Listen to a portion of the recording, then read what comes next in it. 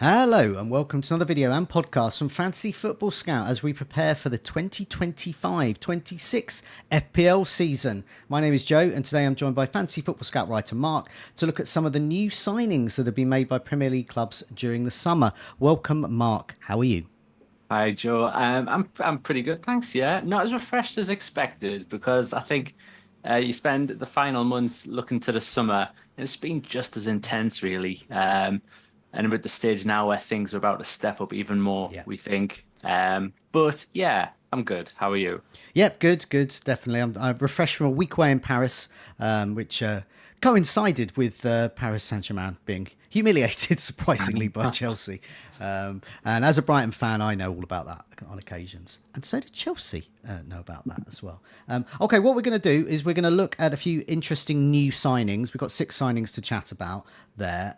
Before we do that, just a reminder, do press that like button, does help us out, and do remember to subscribe, keep up to date with our latest videos and podcasts, and do check out fantasyfootballscout.co.uk for latest offers for membership, which is going to be particularly vital as the new season starts, which will be soon.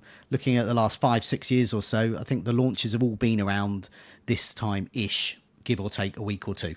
So it's imminent. Okay, first up, let's have a look at a departure from my team, Brighton. Joao Pedro. So this will please Chelsea fans. He's done well at the Club World Cup, scored in that final that I mentioned there against Paris Saint-Germain. So they'll be very happy with him. So yeah, tell us a bit about him. I mean, I'll chip in a bit towards the end for my knowledge of being a Brighton fan. But yeah, where's he going to fit into Chelsea? And, you know, how important a transfer is this for us? Yeah, there's a few names here that are sort of Brighton related, so definitely going to get your input. It's considering there was a spell of like one goal in 12 starts for Brighton. I don't know if he's how big of a loss he is to you, but he's certainly had a great start at Chelsea because that's 3 goals in 2 starts during that friendly tournament in America. But yeah, the versatility behind him is really key because it feels like he's maybe better as a support striker. Again, your input on that is probably more experienced, but so does that make him back up to Palmer? Who knows? But Chelsea doing their best to build their own Squid Game 456-man squad. So they have a lot of players like Estevao's coming in, Delap, Jackson, Gittins, Neto. And I think from an FPL perspective, that plus the loss of penalties that you would assume Joao Pedro's going to have will sort of dent his appeal because even if Jackson is suspended, well, he is suspended for game week 1, even if we feel fairly sure that Joao Pedro will start that game, does that go beyond the first couple because the Champions League starts after game week 4? And from that point on, it's just good luck guessing, really. Yeah. I mean, I think that's often been the way with Chelsea, isn't it? That's why I've often not gone there with Chelsea because I don't really know who's going to start. And even we've seen Palmer even drop for those crucial easy games, and that's the worst thing, isn't it? You want these players for their really easy games, but when it comes to playing, you know, last season, the like Southampton and Ipswich, you know, suddenly they'll get rested because they've got European commitments and they've got European commitments again. So it's tricky to know whether he'll get minutes. And of course, there's a difference between because last season Maresca had a clear A team and B team setup, which sort of made Palmer look fairly safe. But yeah, this season, Champions League, you won't have a B team. It's going to be strong there as well. So it will be fascinating to see how he manages this squad over a lot of big competitions rather than, without wanting to disrespect the Conference League, that was until the final few matches Yeah. fairly easy for them. Yeah, I mean, I think what will happen is because they've signed Delap, and he looks great for Chelsea. He looks like he fits in really well. He's a very aggressive striker. They're different to Joao Pedro, and they've got Jackson as well. But it's rumours that Jackson is going to go, so that'd be a different video if he should go there. So at the moment, you would imagine that Pedro would be vying for that central striker role with Delap, and I think they'll get, you know, you'll see instances where one will get 60 minutes, one will get 30 minutes, and I think that's going to change. Do you think, because if he does start getting the central striker role, from your experience from Brighton, is he not better in the other role? Well, he can play in a variety of roles, really. But playing on the left or in a number 10. But Palmer's going to be that role with number 10. That's just not going to change.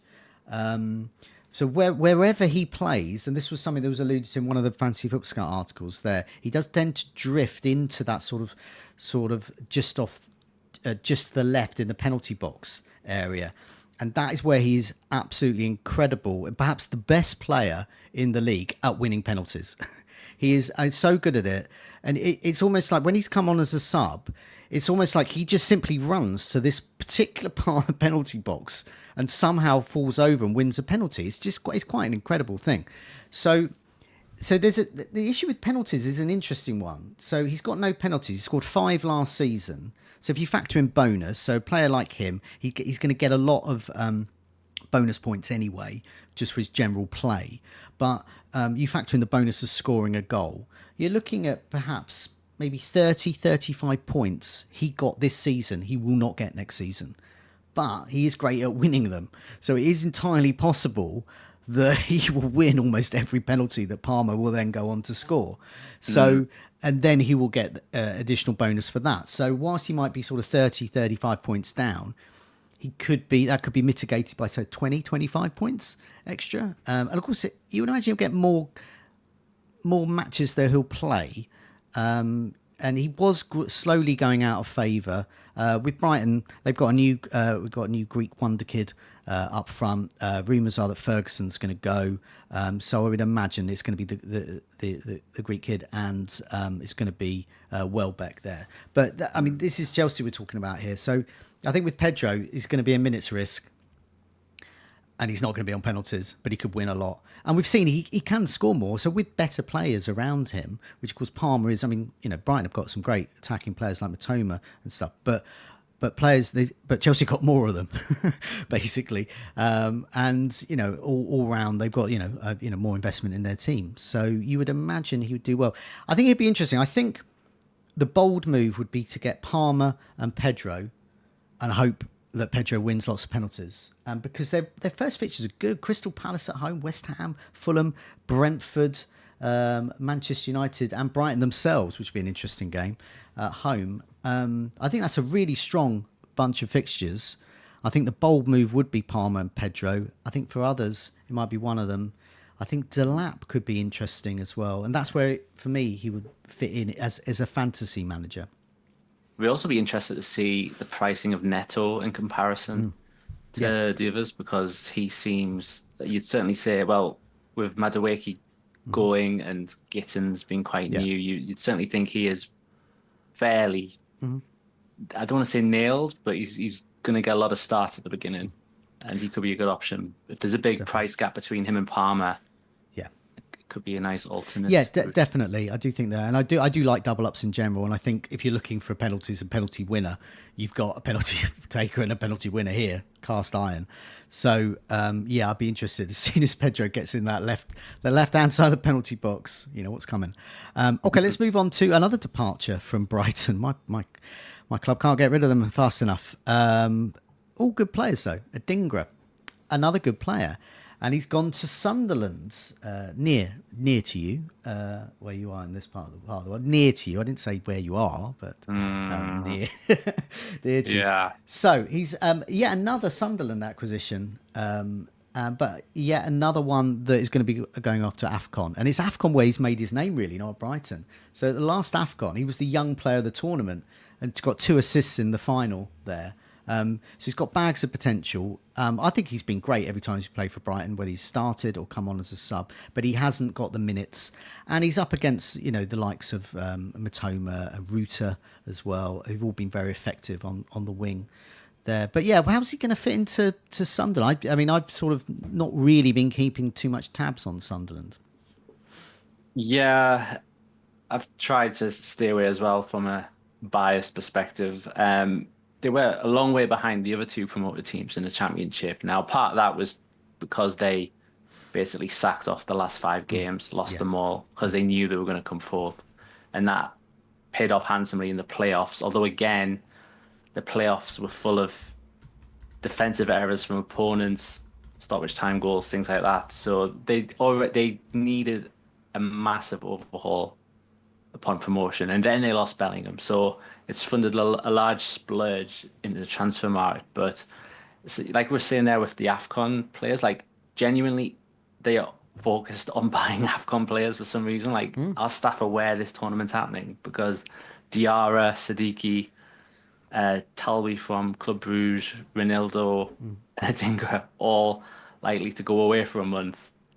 I think, and from what you're saying there, when he was in competition with Matoma, he seems more for the left flank. Is that right? No, well, he was actually more on the right side, but yes, he Oh, was. He's very starters, yeah. adaptable, you see. So, I mean, when I say the likes of Matoma, you've also got on the right Ruta as well, and Hinchelwood can play on the wings as well. He's very adaptable. So that's what Brighton are doing, getting adaptable players, which of course Adingra is. He can play in that variety of attacking roles, but he was usually on the right there. But yeah, I mean, I thought he was great, and I think Sunderland have got a great acquisition there, great young talent. Player, young player of the tournament of any international competition of that scale. Whether that be in South America, AFCON, or in Europe. I mean, that's huge. So I think they've got a good proposition there. He just didn't really get the starts really. So he's had 6 goals and 1 assist since he's arrived at Brighton. Yeah, I mean, so obviously he's not going to get those sort of points per minute that you want in FPL.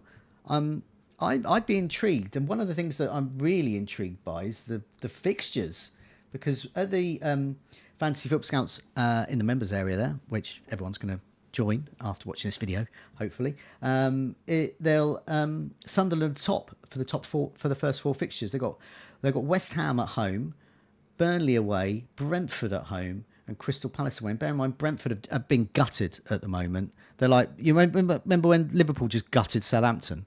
It's just never recovered. Well, like everyone's gutting Brentford now, and so I'm not sure who's left there.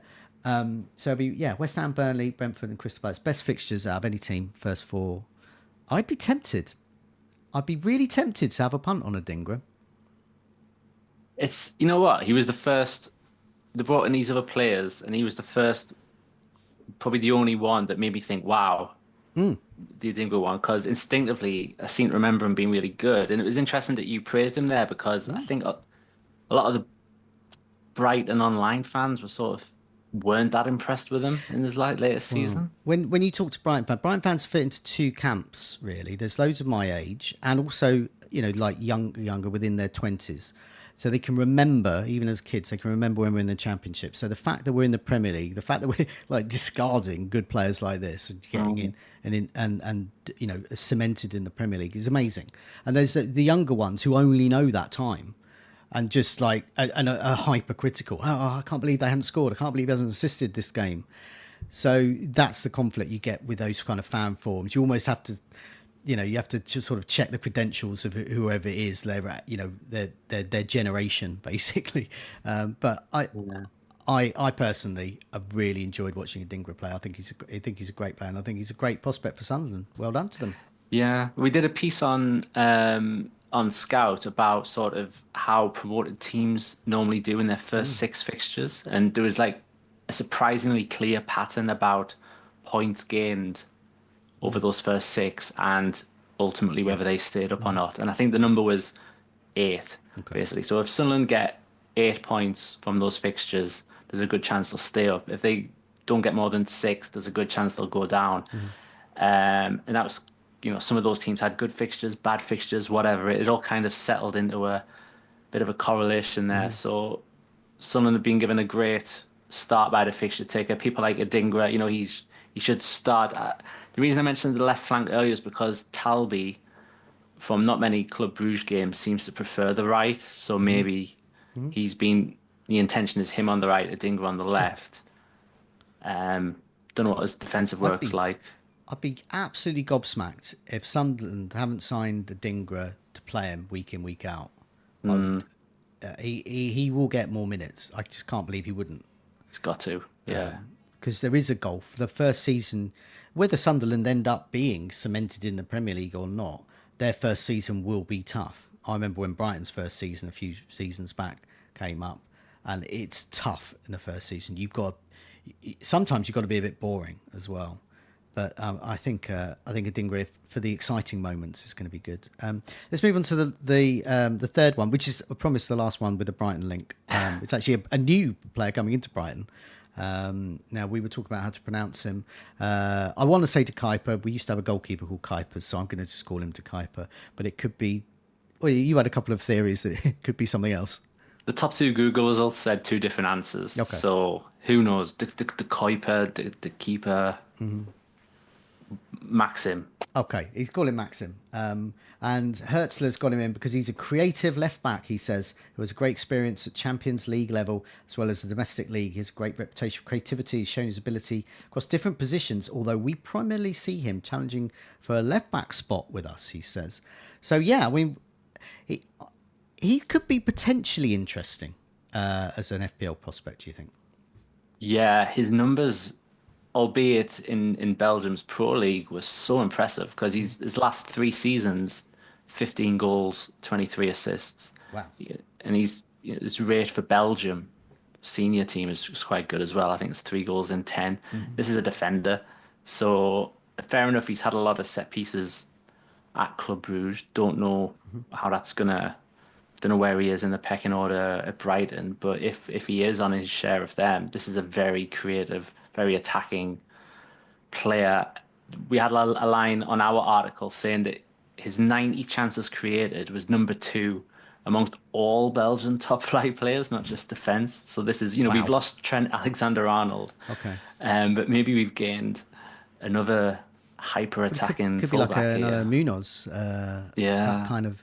I mean, Brighton are good with their stats. The last time we raided a league for one of this time the most creative player in the Bundesliga, it was Pascal Gross, who ended up becoming a Brighton legend for many the greatest Brighton player, and is still playing in the Bundesliga.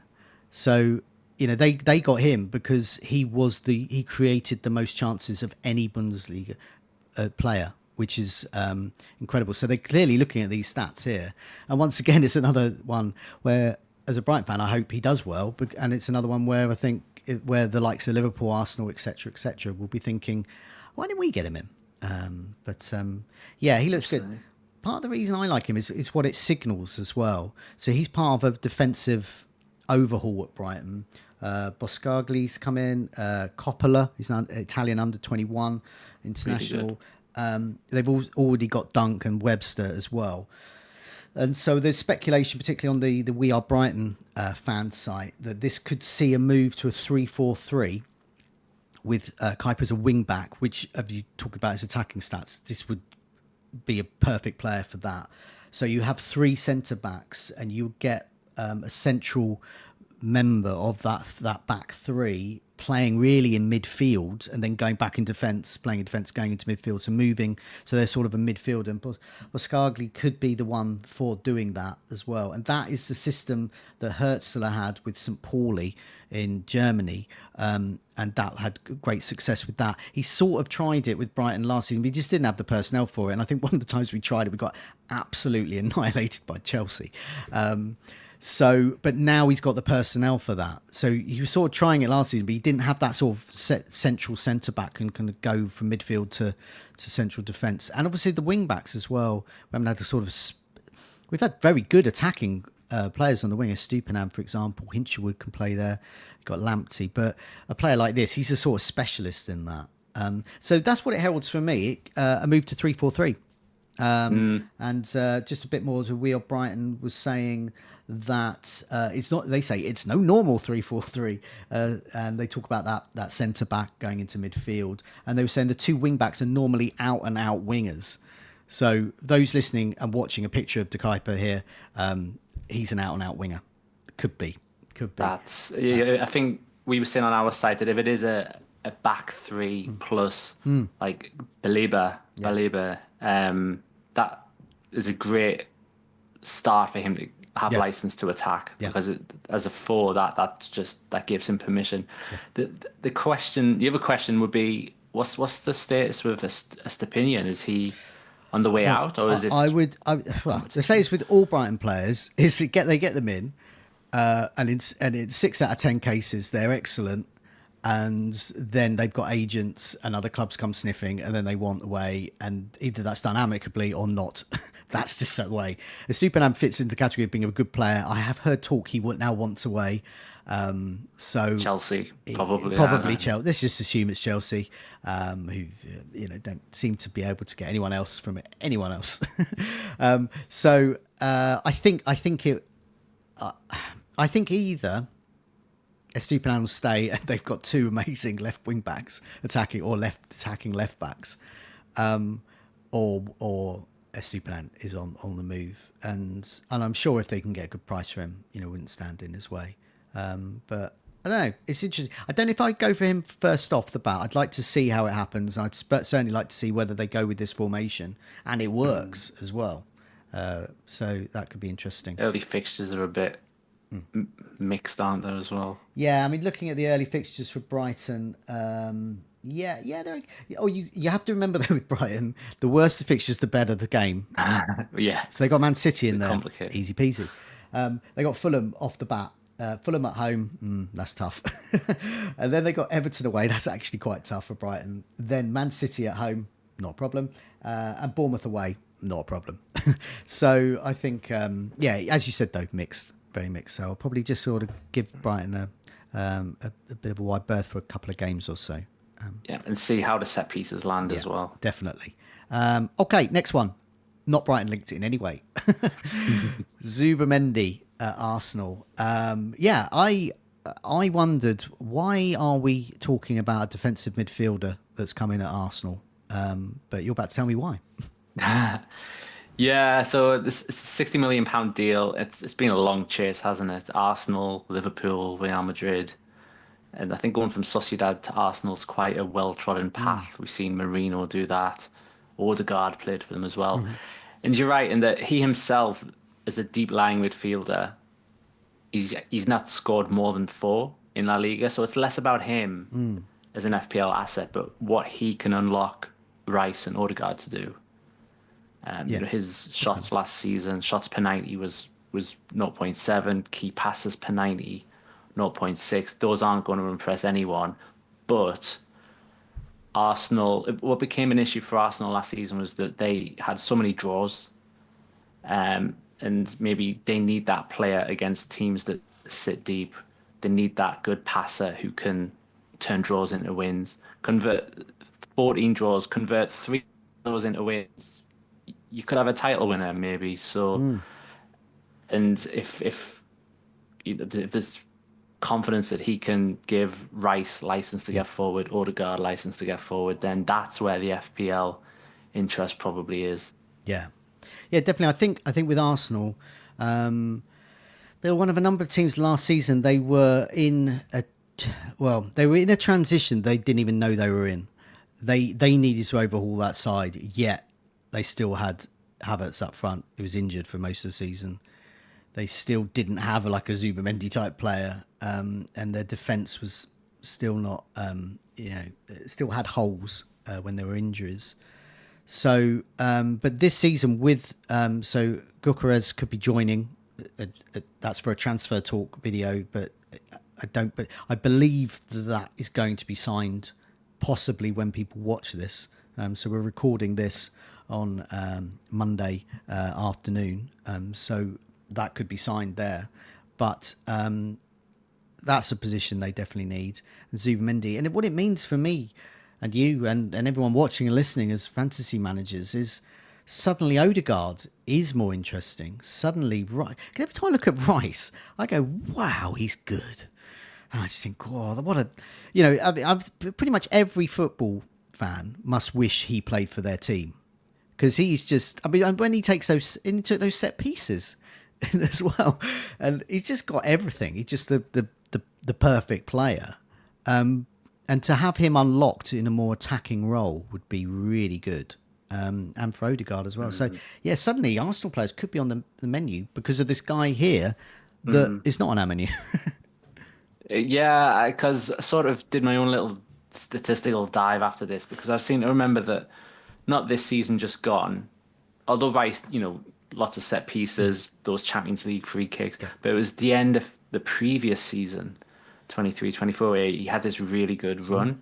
4 goals, 8 assists in 17 starts right at the end. Now, if this signing enables that sort of form again, then he's on our FBL radar, Yeah, right, definitely. basically. And also, if he's Zubimendi, if he can bring over his great rate of interceptions and tackles, that gives even better protection to a really good defense. Who will be expensive, I imagine, as You'd well this imagine, year. yeah. Okay, let's move on to a couple of strikers for teams that could be vying for top half finishes this season. We'll go for Igor Jesus. Is it Jesus or Jesus? Jesus. Well, let's go. But it's Nottingham Forest's new striker, but he has got competition from a certain Chris Wood, which is got to be the big caveat there. But Chris Wood will be a year older, so would this guy be the main striker or not? Well, Forest also have Europe, which another complication is as of now, we're not entirely sure which one it is. I mean, we heard about the decision regarding Crystal Palace before the weekend, but who knows if that's the last chapter or not.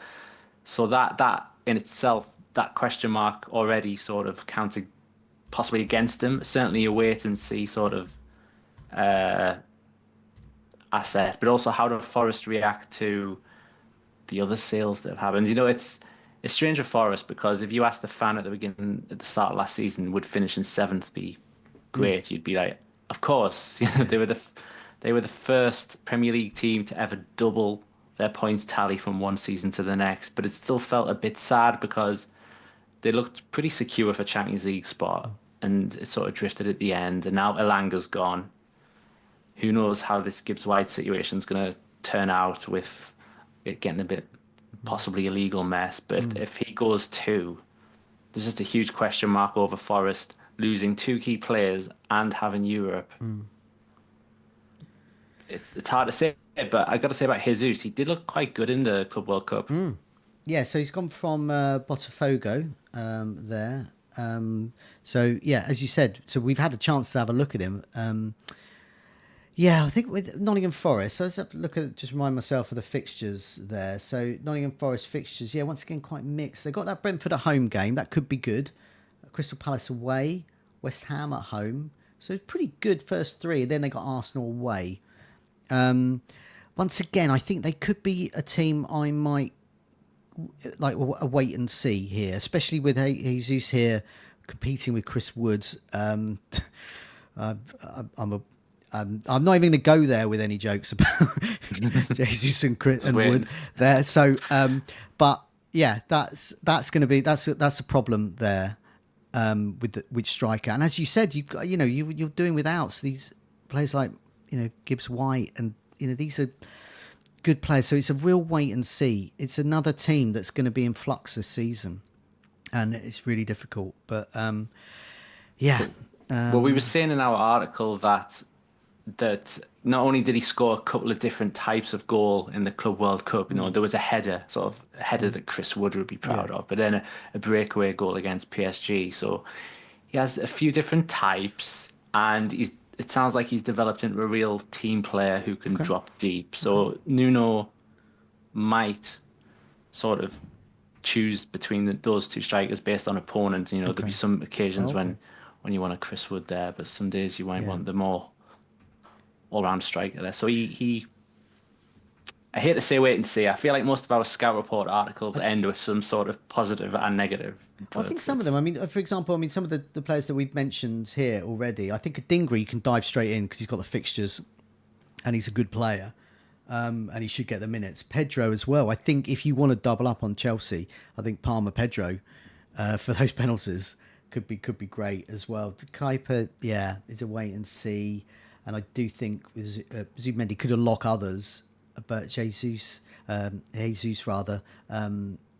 Yeah, he's going to be a wait and see there. It's another striker. We're going to focus on that last player that we're going to talk about here. It's another striker from another team that will hope to do better. And say that Nottingham Forest, as you said, doing 7th is great performance, but they probably feel they could have done better. And I think Everton feel they could do better, perhaps not with last season's players, but perhaps with this season's players and a new stadium. And so they've signed another Barry, but not the one we're most familiar with.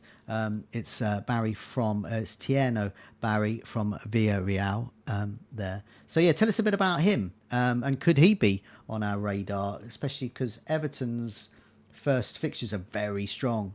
Promoted side Leeds away first, then they got Brighton, and Everton can beat Brighton. They've got Wolves and Aston Villa, so they've only got one really tough game in their first 4. Yeah, and of course that Brighton game is the first one of the Hill Dickinson Stadium era. So there's the whole emotional sort of vibe around that. So yeah, new striker, new era, new stadium for Everton. And Barry's rise, it's been pretty fast really. He's had 1 season in Spain, 1 season with Basel before that. Both very good ones. He helped Villarreal qualify for the Champions League with 11 goals. He played a decent amount of time in the under-21 Euros for France there as well and scored 1. So he's very much a name on the rise. It will take a bit of convincing to buy an Everton striker though, any Everton attacker, because only the relegated trio had fewer goals, fewer shots, fewer XG. And even I was sad enough to sort of look into the best scoring players, and I don't know how to word this, but only Southampton had a lower scoring best outfielder than than Everton, and that was Michaelenko. That was a defender. Yeah. So, in terms of looking at midfielders and attackers last season, Beto had his moments. McNeil was good before injury, but investment in Everton's midfield and attack would not have done well, and therefore, again, unless they have a scintillating pre-season, Barry might have to be. Yeah. Let's see how he sells first. Yeah, I mean those fixtures are strong. So depending on his price, I would imagine he'd be 5.5 around that. I'd be tempted, because as long as I can move him on from somewhere, I like my price points starting off the game. So when the game launches, we'll all do videos, I'm sure, and I'll talk about that a lot. And if there are lots of these sorts of strikers who are 5.5, 5 million that I can escape to, run away from, can I run away from Barry? And I hope I can, but I hope I won't need to. I think he's tempting just because those fixtures are so strong. In the article that Fantasy Football Scout wrote about, and they were saying that noted that he's 6'5", and he's key to winning aerial duels. We hope he would at that height, and he would fit in well with Everton's, and in quotes, physical and no nonsense style. He's been likened to Mateta in terms of profile. And he's also taken penalty kicks before, 5 in all, and 4 of those have been converted. But there's a warning, he shouldn't be relied on them, because we're not sure who's on penalty. It's at the moment it's in Dye, and so it could stay with him. There's certainly no reason for it not to. So it just depends if there's one of those instances where they decide that, where sometimes you get players like that and they decide that, oh, the guy who's our central striker takes our penalties. So you don't know. So once again, up in the air, but pre-season should give us some clues there. And also, even though some of those underlying stats for Everton were poor earlier about goals and shots, only Southampton, they were pretty high for successful crosses. Yeah. So if you've got a 6'5" target man, that's a pretty good style. So if Moyes sticks with that style and puts Barry on the end of it, I don't know whether it's going to be alongside Beto in a 4-4-2 or competing with Beto. Like, if they keep playing that style, he sounds like a pretty good fit for that system. I mean, the common thing with the 6 players that we've talked about is that they're all teams that are in flux at the moment. So you've got Arsenal, they definitely needed to change things up, and it looks like they will be. Brighton, they had a bloated squad really, so we've got rid of some, we've brought some some in. Chelsea have a bloated squad, but I don't bother with them, and they're just going to keep bringing them in. And Sunderland, they needed to bring some players in because the gulf between the Championship and the Premier League is absolutely huge as well. But it's these last two that are interesting. Because I don't know where either of them could get relegated. No offense to, or they could end up in the Champions League. Who knows? Who knows? But I mean, I think that would be a struggle for Everton. But you never know with Nottingham Forest if they can maintain that form they had for much of last season, which was a surprise. Maybe they'll surprise people again. But for you, what other teams that we haven't mentioned are you perhaps most interested in terms of they're going to be different from last season, for better or worse? For better or worse. So yeah, Forest would have been the first one that comes to mind there. Better or worse. I was trying to think. I don't know what to think about Fulham. They did quite like a mid-table last season, Yeah. but you look at their squad and say like Iwobi was their top scorer. And you just look around the squad and think, is Jimenez going to be their main striker? Because if so, like, is it going to catch up with him eventually? So wouldn't be surprised that even though we're talking about teams being decimated, like Brentford and Wolves, you know, they could be in danger if they don't buy smartly. Someone like Fulham, who haven't been picked apart, maybe there's just like a natural regression Yeah. going on with them. I think Brentford the one I fear for, and I mean I like Brentford as a Brighton fan because they've got a similar model to Brighton, similar sort of recruitment model. So I have faith in their recruitment because they've had some great players over the years. You know, they've recruited Watkins, they've recruited Tony, they've recruited Visser, Brian and Bomo. A lot of these players are going to leave. But you know they recruit them, so new players that we've never heard of will come in. You would hope, but yeah, I sort of worry about them. Man City, I don't worry about so much. They need to change things up. I mean, they didn't have a good Club World Cup, but perhaps that was deliberate because it was in the way really. And they need to. So you know, you would imagine they would be better. It could be trickier for us as FPL managers in terms of rotation. But you know, I would like Haaland to be better. I got rid of Haaland game week 10 last season, and I did not regret it once for the remaining game weeks of the season. And in fact, I wanted to get rid of him before game week 10 anyway. But I don't want to be in that position. I want to like, oh my God, why isn't Haaland in my team? He's just scored another hat trick. Or Haaland's in my team. He's just scored another hat trick. Thank you very much. That's what I would like. So yeah, Man City, interesting. You mentioned Fulham as well and Brentford. Aston Villa, I would hope to be as good, but obviously a lot of their players are going to be more expensive. And then other players, Crystal Palace could be a worry. I mean, even as a Brighton fan, not being put in the Europa League is harsh for them. Yeah, that was very controversial. Didn't really think they would go through with that.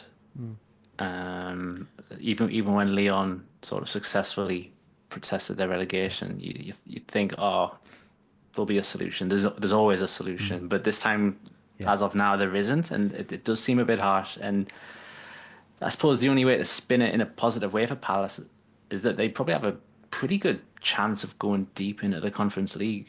Yeah, definitely. And the opening fixtures are tough, though, so I'll probably still give them a wide berth. Chelsea, Nottingham Forest, Aston Villa. Then they got the Sunderland home game in game week 4. The only other two teams that I want to mention just while we wrap this up is I'll mention one of them and then I'll ask you about the other because you're a fan of them. So, but Liverpool have obviously signed big. They've got two really good fullbacks now on top of the fullbacks they've already got, who are sort of with Robertson on the way out, but Bradley's still there. Plus they got Wirtz, and Salah's still good, you assume. And obviously they've also got the huge tragedy of Jota's passing to deal with as well. So that's a team that is facing a big change this season. And the other one I think is Newcastle, because there's still question marks over at Isak, and they've signed Elanga, who looks perfect Newcastle player. But what do you think about Newcastle so far?